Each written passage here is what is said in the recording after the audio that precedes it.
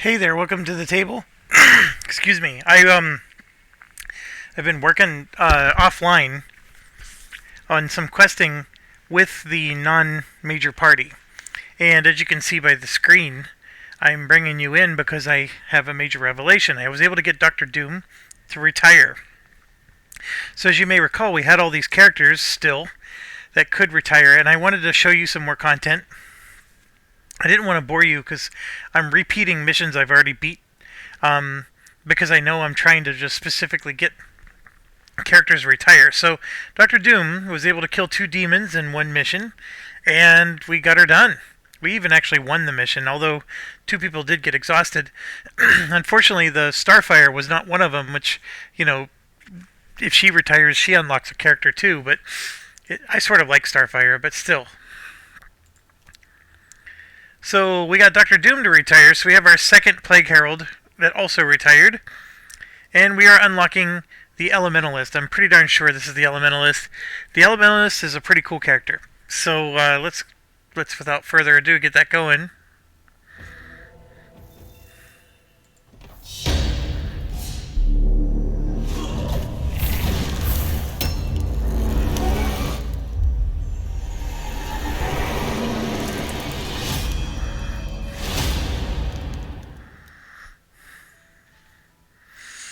And you can see I was using like all the spare leftover people.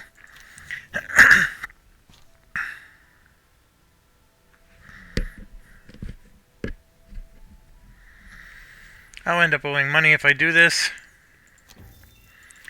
And we'll get the reputation back. And Mindy was able to get another set of rollers. So I think the poison rollers would be good.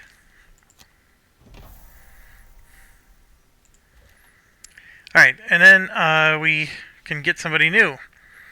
So new mercenary can come to the field.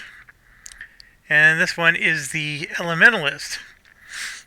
So, very cool graphics. I forgot, it was a Savas. The difficulty is very high. It's really not. You just have to understand magic and how magic works. And then, maybe have your other characters in the party carry some mana potions to help you out. Because you want, like, for example, let's say the Rat and Bear had a mana potion, and you need to use you're trying to do a fire spell with the Elementalist. Well, if the Rat and Bear go first, then they can drop a fire potion.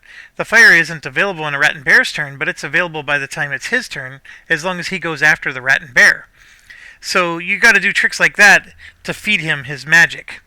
And then, of course, we're high enough level in the game that there's some pretty cool items that he can get, like the Sorcerer's Robe, or I can't remember what they're all called, but there's things he can do to really help himself get some magic. So, anyways, it says he has a wide array of options. That is true. Very effective at range. Yep. He is going to be better than our other spellcaster that we had. By leaps and bounds, he's going to be better. Although the other spellcaster had that really cool card that brings back burn cards. I don't remember if he has that. So he's weak if he has no other element infusers. So, again, a lot of his cards are very, very pedestrian, and it only is going to be powerful if you can have fire or air or whatever with it. Can have turns where not much is possible. Yeah. And reading his ability cards can cause migraines. I think that might be true. Oh, I totally forgot. What kind of name am I going to give this guy? What does he even look like? He's one that looks like Doctor Doom. Well, he looks like who's the guy that snapped his fingers and made half the people in the universe die? I should know that the Infinity Gauntlet. Why don't I remember who that guy is? But anyways, I'm sure JB will correct it. Let's see.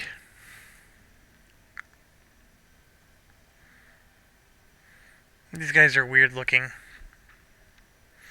Like, I don't even know what to...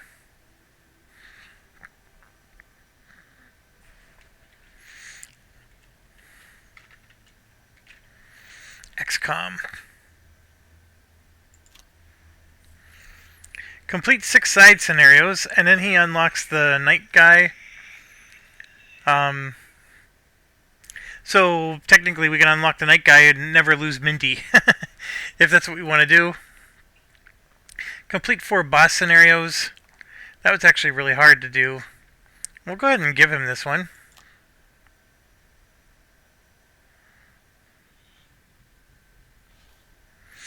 I don't know if we'll ever get him retired, but we'll see. Okay, so let's look at his cards real quick. Obviously, he needs to level up a bit. He starts with 105 gold. That's an amazing amount. But, like, okay, so here's perfect example. Raw enhancement. Notice also that there's not a lot of low cards. There's a few, but it's mostly in the middle to upper range. Just a pedestrian attack 1, which is a really weak card. But if you have fire, it adds +2, and if you have wind, it adds +2 more. So you're starting to see, like, he really depends on the elements. And then with his move, it's a move 3, but if he has this and this, he can add 4 more. So there's going to be a lot of, that kind of shenanigans with his cards. Here's another one. Attack 1, but 2 and 2 more, right? It's just different elements. You got the wind and the fire, and there you got the... What is that? Water? Ice. Ice and leaf. And then, different elements on the bottom. So basically, they're identical cards. This one is a little bit better. It's an attack 2, and then you can use any element.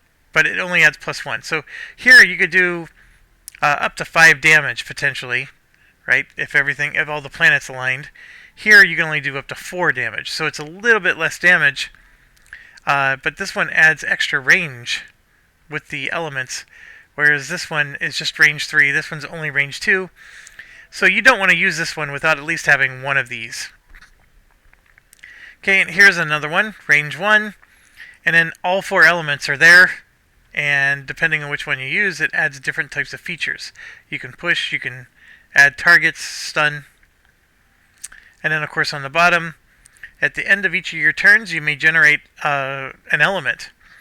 So this is one of the ways maybe you can get elements to appear, right? So at the end of your turn, you always generate something. But always be careful. The enemy can consume it too before it becomes your turn. Once during each of your attack actions, you can add +1 by consuming an element. So these also add +1, but you can do it for any attack action. So you've got to be careful. There's a lot of burn cards there. Here's a way to create an element. Here you can stun. Your basic AoE really doesn't do much damage. Could possibly get a push. Target all enemies at exactly range 2. That's a really weird one. They have to be exactly range 2, but you could target them. And it creates fire and wind. And if you'll notice, the fire and wind do line up with this card. So this raw enhancement card is the card you want to play the turn after you do that one. And then here's a fire and leaf. And it does attack everybody. It's a very huge AoE, but it's also a burn card. Actually, both of them are burn cards, so that's what sucks. I mean, yeah, you're going to create the exact elements you need to make this a powerful card, but it's a one-time. Sorry about that. So here's one where the fire turns it into a wound, but very weak attacks without the elements. And this is a melee, which means it sucks. And then, of course, on the bottom, you got a nice little range attack, but again, it's another burn.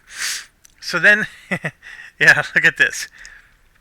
Attack 0, but if you have fire, it adds +1 in wound, +1 in immobilize, +1 target 2, +1 poison. Move 2, and then boom, boom, boom, you can do all these shields, heals, jumps, whatever. This one is just your straight up heal with loot. And you can make an ally within range 3 go invisible. And then all attacks gain disadvantage. So, it's a neat character. It's definitely different than all the other ones. he definitely, decided to make that one character that's going to be true elementalist. It's a cool character. You can definitely win with him. There's nothing wrong about him. But like the rating said, the difficulty is very high. And it's just one of those characters that can be very frustrating. Because you're gonna just be doing one damage or whatever, or you're gonna be on that one mission where okay, you want to make fire to cast these spells, but their fire demons keep consuming it. But he's really good against demons because demons produce elements. Like the fire demons actually make fire, and he can use it. So there's some advantages there. So anyways, let's level him up. So basically, it's a melee flamethrower. This thing. And there's a Retaliate 2, Range 2, which is like the Bard ability. The Move 4 is also good. It's really not bad. Go stand in a doorway, and then as they come to your... Like, these are the 2 guys at your doorway, and then these are the 3 waiting to continue. Basically a reverse pet train, right? Just stand at the doorway and... And then, of course, this one is just a nice AoE anywhere with a Range 3. So which one's better? That's a 2 damage attack. That's a 1 damage attack. And it just creates ice. It doesn't, doesn't do anything special. Like there's no way you can actually enchant it, it looks like. But it's a damage 1 attack. The reason you do this is because you want to create ice for the next round. This one's at least a better damage attack. They both have move 4s. I honestly don't even know which one's better. I think this one's too situational, so I'll go ahead and pick this one. And like, what one would this replace? I don't even know.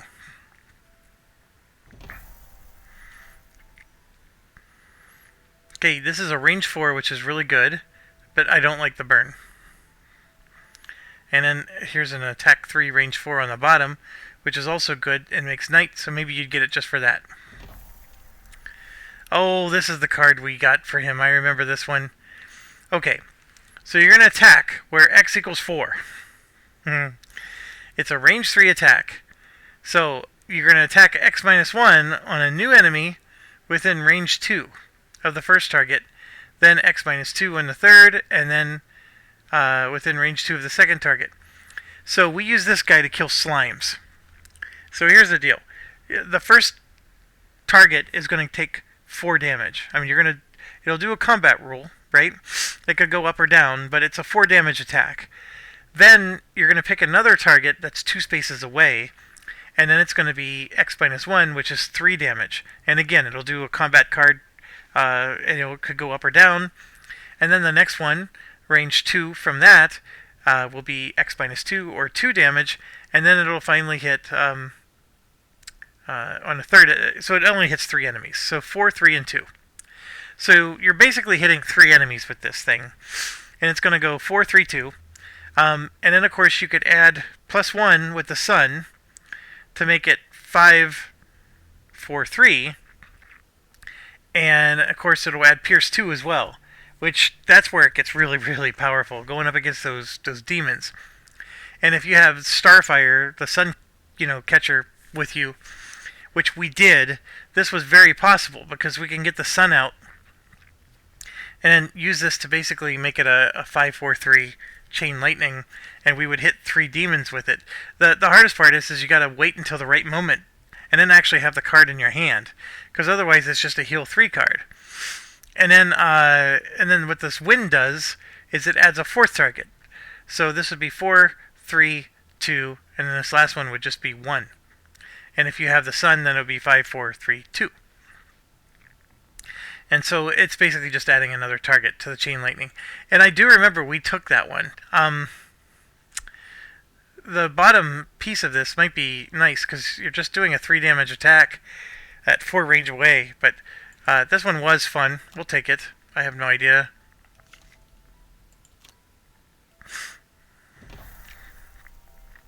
Again, wonderful card. but it has a burn, so it's useless.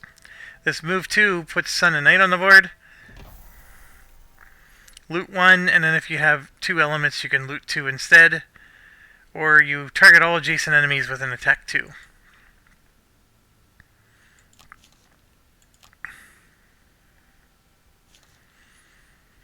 So yeah, having all those burn cards, not very helpful. Attack 2 with a range 3 against 2 targets, and then you can add 3 more attack, but you need to have both of these elements. A little hard to do, but a 5 damage attack against 2 targets is super powerful. Just hard to set up. Attack 5, range 2. You need 2 elements, and you get extra range and pierce 4.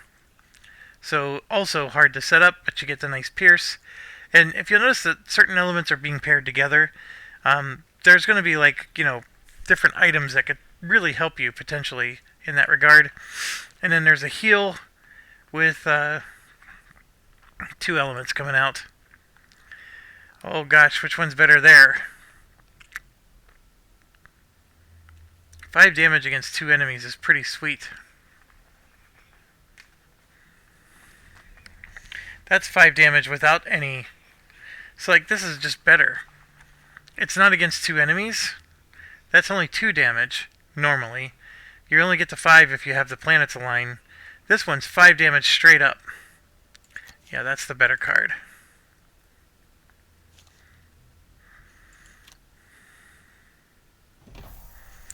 Heal 3 to range 4, attack 2. So you heal a character, and then it's going to do 2 damage to all enemies within range of that character. That's a super nice card, but it's got the burn. Then it's a move 3 with potential add-ons. Yeah, this is the one. I remember choosing this one. Attack 2, and then you got... You can spend any 2 elements to get +3, any 2 to get target 2, any 2 to get mobilize and muddle. You can also summon a doppelganger, which does no damage. You may perform attack actions as if you occupy the summon's hex. So the cool thing about the doppelganger is you can cast a spell from the doppelganger's location. So the doppelganger's running into battle. He's charging ahead of you, and he's surrounded by enemies, whatever. You can cast your spells from him. And it's safe because it's not you, right? Because some of these spells you need to be range 2 away. Well, the doppelganger can run in, and you could use him as the range. And it's interesting. Again, this is a difficult character. There's no doubt about that. So I'm sort of glad I didn't get him right away. And he's got 8 available perks, so to look at his perks here, he can add an extra target, which, believe it or not, is really good for him, because he's got spells, and if you're going to go through all the trouble of making those spells extra powerful, add an extra target is nice. But the problem is it's a roller type of thing, so you don't know when you're going to get it. But it is nice. Stuns are always nice. Wounds are always nice. Pushes are really situational. And then this is where the replace 2 0 cards with a 0 ice, 0 wind. And this is the one character where it actually does matter, right? You want the elements to come out.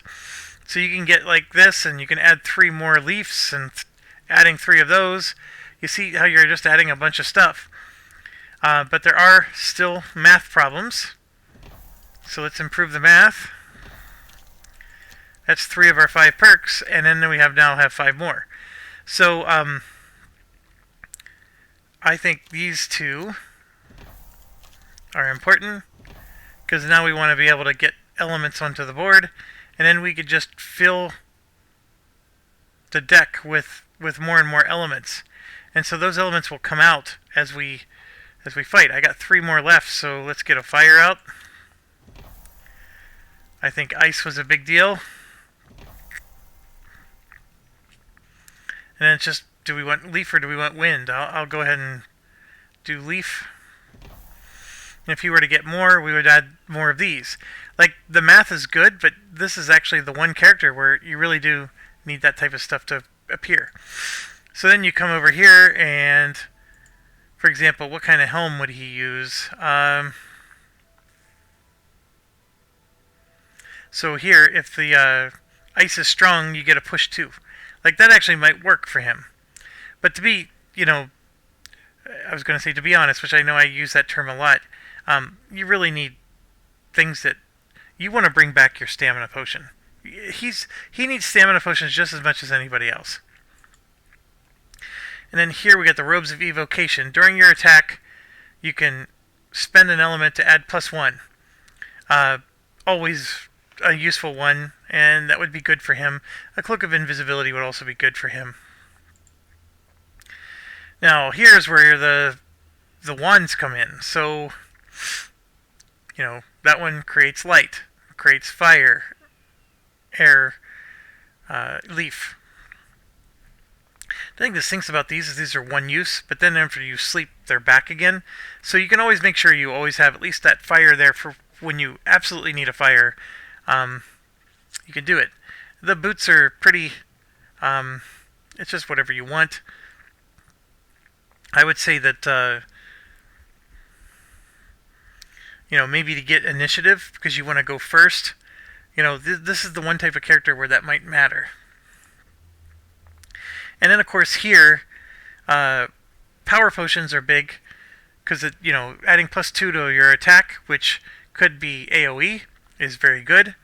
Like the Chain Lightning, adding +2 to that, you do a lot of damage with that, because it starts off at 4. Now I'm adding +2. I'm up to 6. If I have that spell that added another 1, that would be 7. So 7 damage to the first enemy, 6 to the second, 5 to the third. That's a lot of damage.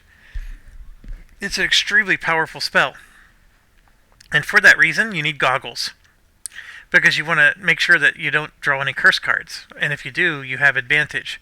And so you definitely want goggles with this character. Screw the Wave Crest. Goggles plus the major power potion. And then, of course, the minor mana makes a mana, and the major mana makes 2. So now you can see how these mana potions would be very helpful, but they disappear. These kind of items refresh all your spent items. Well, that could refresh your robes, and your wand, right? So your robe and your wand can be used to add +1 to an attack or whatever. So you can see how you could really get this character going. So I'm not going to donate to the temple with him. I'm very tempted to, because it's got a lot of money, and it's like, well, let's just donate to the temple. But I am going to donate to the temple with these other ones, because the Sunkeeper could use some more items, but we basically pilfered from her to run our other characters. So we'll go ahead and donate.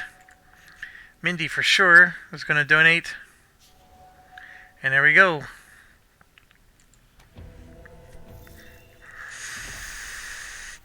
+1 prosperity. And she's got great items. She's still not fully leveled up, but we haven't taken anything away from her yet. She doesn't even have the minor stamina, but she's good. And we got a major stamina on Starfire, and then just a minor power on him. So I was basically doing this mission on really low equipment. But we got one to retire, so I wanted to make sure I showed that to you. And to get Mindy to retire, I would have to do both of these missions, which that's a 2-hour thing to do. Maybe 3 hours, an hour and a half a mission. And then, of course, to get Grizzly Adams to retire, we have to kill different types of monsters. I don't even know what types he's killed. But that would just be, he would need to just quest a bit. That's actually not very hard to do as long as you're going to different places. Starfire, to remind you, needs to be exhausted 12 times. You could force that to happen if you really, really wanted to. This last mission, Starfire was one of the 2 that didn't exhaust. She's pretty powerful, to be quite honest. This is a very good character. And then, of course, him, you just need to complete 6 side scenarios. That's pretty easy to do, although that's 6 hours worth of missions. But you could do it and unlock one of the two that are left. You can see there's two characters left. One is the Berserker, and the other is that Knight Assassin type of character. But yeah, there we go. We unlocked more stuff. I hope that was interesting for you. And I'm actually watching a show tonight. I'm taking a break. I've been playing this game so much that when I go to sleep, I hear the music from the game in my head, and it's like haunting me. And I'm literally having dreams about trying to figure out the best way to position characters to do damage. That's not a good thing. That means I've done this way too much. And anyways, thanks for watching. Stay awesome. I'm trying to take a break. We'll see you later.